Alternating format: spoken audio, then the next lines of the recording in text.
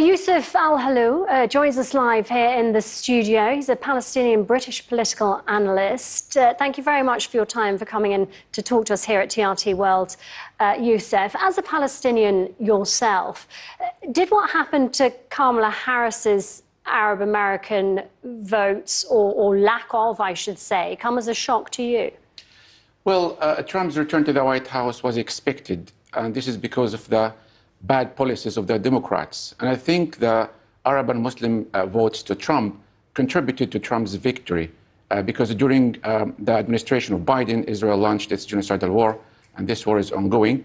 And I think the Middle East will be on Trump's top agenda.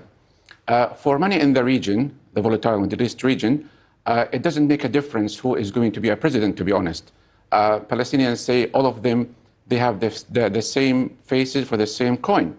So at the end of the day, Israel is going to be blessed by Trump, by any other US president. Netanyahu was the first foreign president, prime minister, to phone Trump to congratulate him. Now, Trump says that he is not going to start wars, he's going to end them. But I think we need to see if he's going to be genuine and implement his promises to end the wars in the Middle East. So at the end of the day, Palestinians, they don't really care who's the president. What they care about is to see an end to the genocide, an end to the US financial support to Israel, an end to the Israeli occupation. This is what they are looking for. But given Donald Trump's unwavered support for Israel, do Arab Muslim Americans truly believe that Donald Trump is going to help the Palestinian cause in any way, or indeed help in ending the war on Gaza? Well, he is a master deal maker. I think he's good in making businesses, promises, deals. When they sat with him, he assured them that he will take their demands into consideration, and they were assured that he will be the right person to end the wars. He cannot be trusted, of course, by the vast majority of Palestinians. I think he is going to portray himself as a peacemaker. He's going to tell Netanyahu, wrap up the job, end the war, and then Trump's appear in the scene and say, look, I'm going to put an end to these atrocities. He might actually give a green light to Netanyahu to annex the West Bank. Maybe he will be given ultimatum, a deadline to do the job. He might give Netanyahu a green light to strike Iran's nuclear facilities. He might also give more blessings to Israel. But the bottom line here is that the foreign American policy is not going to change.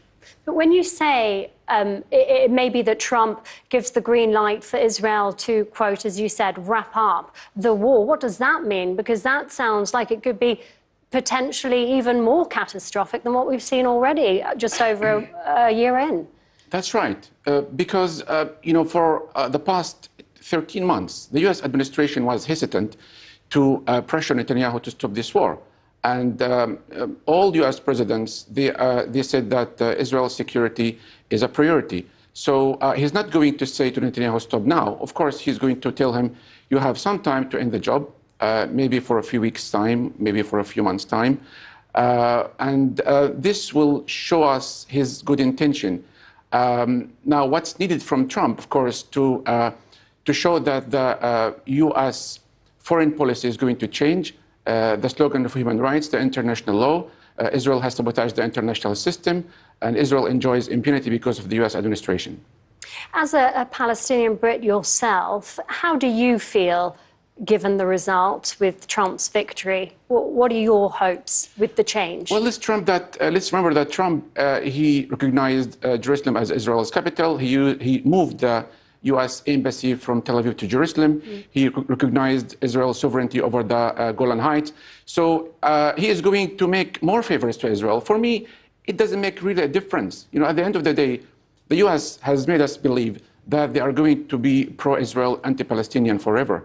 And by the way, the Palestinian Authority also, they don't trust the US as an honest peace broker. Is Trump going to revive the peace talks? Is Trump going to reverse the Israeli ban to ban UNRWA's activities in the occupied West Bank across the Palestinian Authority? Is he going to change the perception of the US in the region as an exporter of democracy and civilization and human rights? No.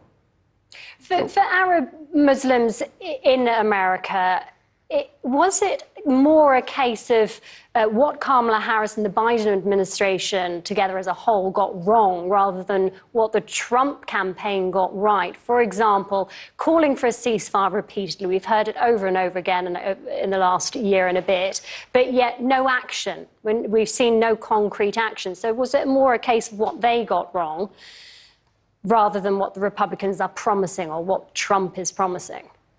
I think they gave false promises because they cannot, promise again that they will be able to stop this genocide, whereas they had 13 months to stop it. And I think Trump invested a lot of money in his election campaign. He has Elon Musk on his side. He's got the AIPAC, the Zionist lobby. And I think he managed the election campaign very well, better than his opponent. And just very briefly, before we let you go, what are your hopes that Trump will be able to address the increasing crisis in the Middle East that we're witnessing right now? Immediately, he has to pressure Netanyahu to stop this genocidal war. He has to stop Israel's ongoing several decades military occupation. He has to show to the Muslim and Arab world that America is not anti-Muslim, is not anti-Arab.